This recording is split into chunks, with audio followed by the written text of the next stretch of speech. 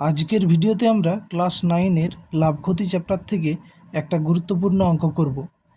দেখো, ক্রয়মূল্য ও বিক্রয় মূল্যের অনুপাত কত হলে 12.5% লাভ হবে।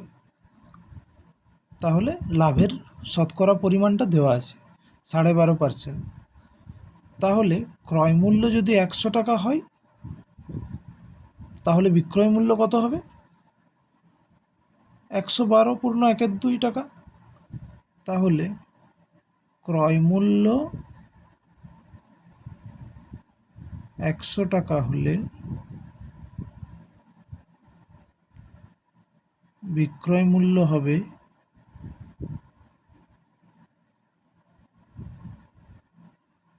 100-র সাথে এটা যোগ, মানে 112.12 টাকা। তাহলে ক্রয় মূল্য ও বিক্রয় মূল্যের অনুপাত, ক্রয় মূল্য ও বিক্রয় মূল্যের অনুপাত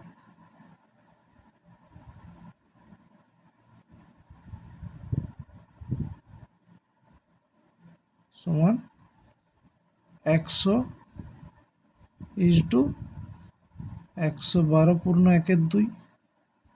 এটাকে যদি একটু পূর্ণ তুলে লিখি, তাহলে 100:225/2।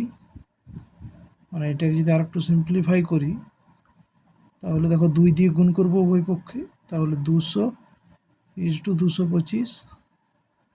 তাহলে এটাকে যদি লঘিষ্ঠ আকারে প্রকাশ করি, তাহলে কত পাবো? 8:9। তাহলে ক্রয় মূল্য ও বিক্রয় মূল্যের অনুপাত কত হবে? 8:9।